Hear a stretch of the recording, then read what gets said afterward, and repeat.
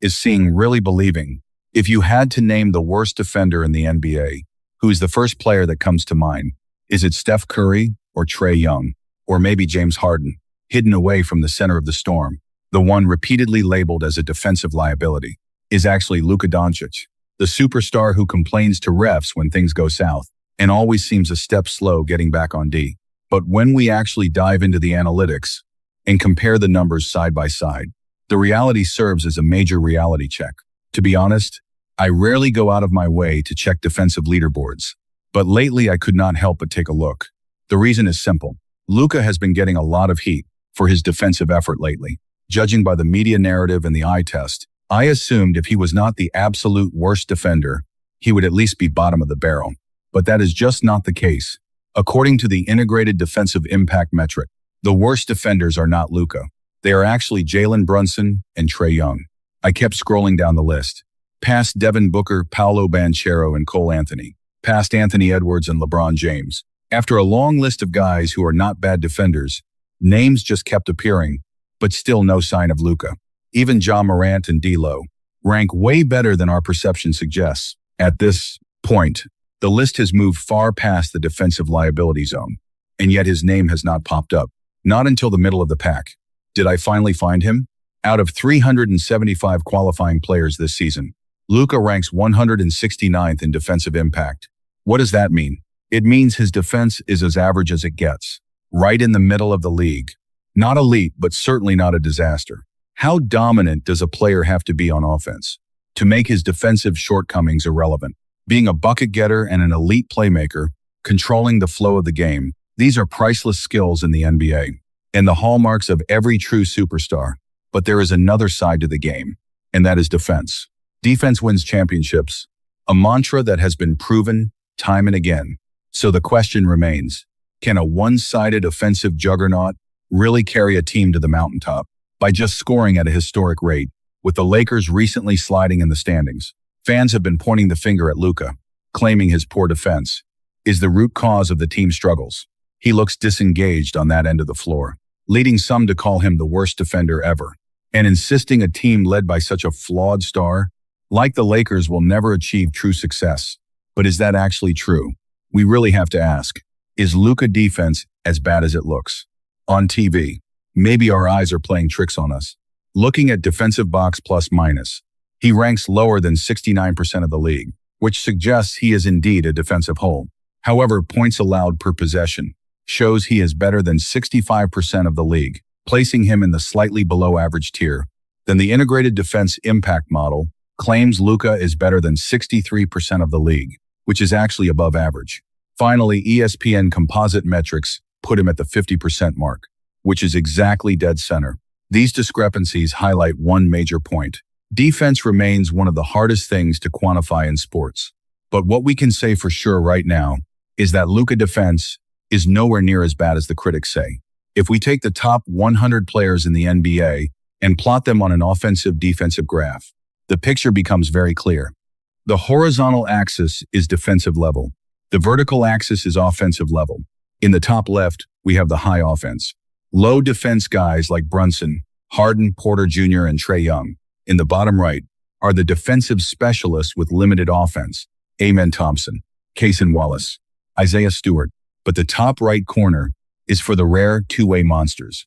Giannis, Wembanyama, Chet, Derek White, Jalen Suggs, and SGA, who is 99% on O and 91 on D.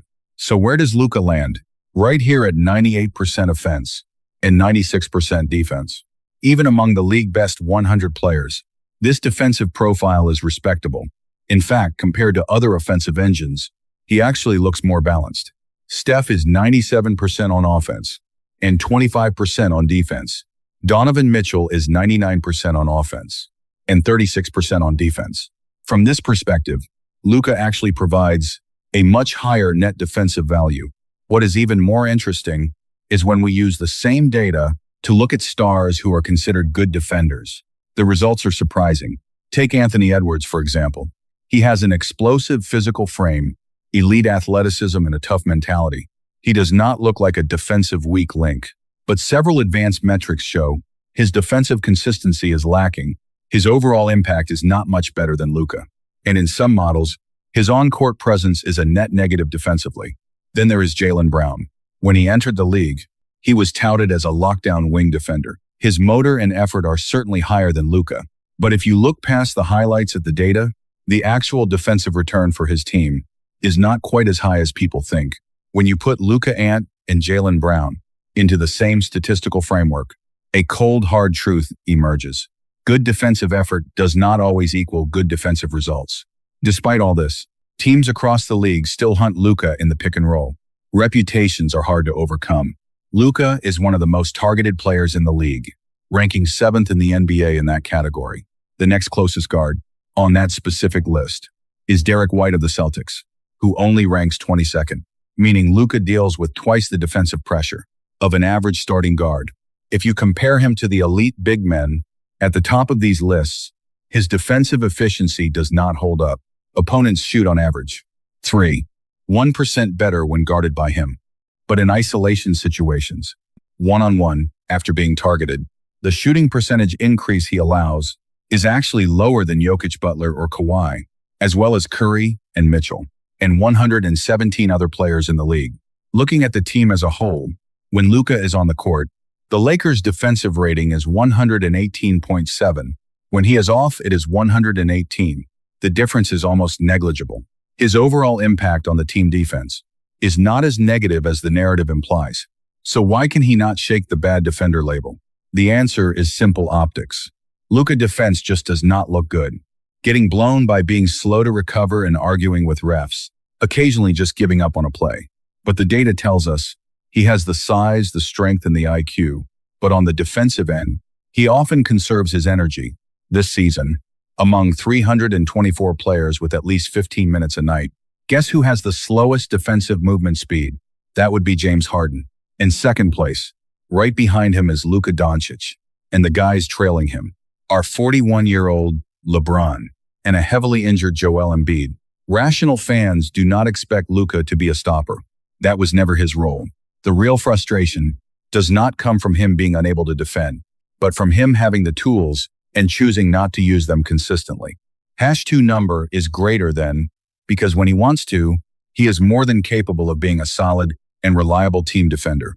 You occasionally see flashes of high-level defense, moving like an agile big man, switching from 1s to 4s and holding his own in the post. But the rest of the time, probably about 70% of the game, he looks like he is stuck in mud, like he has lead in his shoes. Even weirder is a hustle index that tracks things like boxing out, drawing charges, and contesting shots, measuring pure engagement on the floor. Out of 250 qualifying players, Luka ranks 187th, but behind him are guys like SGA, Giannis, and Durant, who are seen as high-effort stars.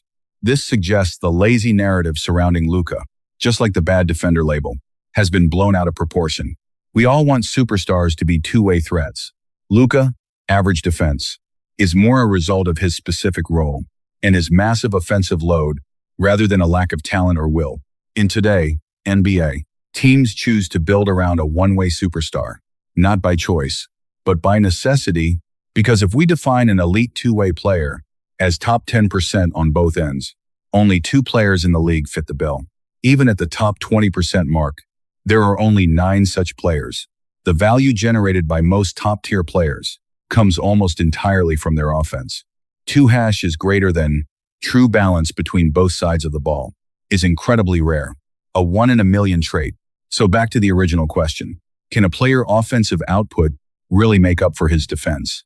I believe, as long as Luka defense stays at league average, his historic offensive production is more than enough to offset any defensive flaws. You do not have to take my word for it. The chart below gives us the direct answer. It tracks the individual net contribution of the top 100 players, which is points created through scoring and assists, minus the points they give up on the defensive end. For example, if a player creates 30 points for his team, but allows 15 points on defense, his net value is plus 15. This metric focuses on individual matchup impact rather than team level plus minus.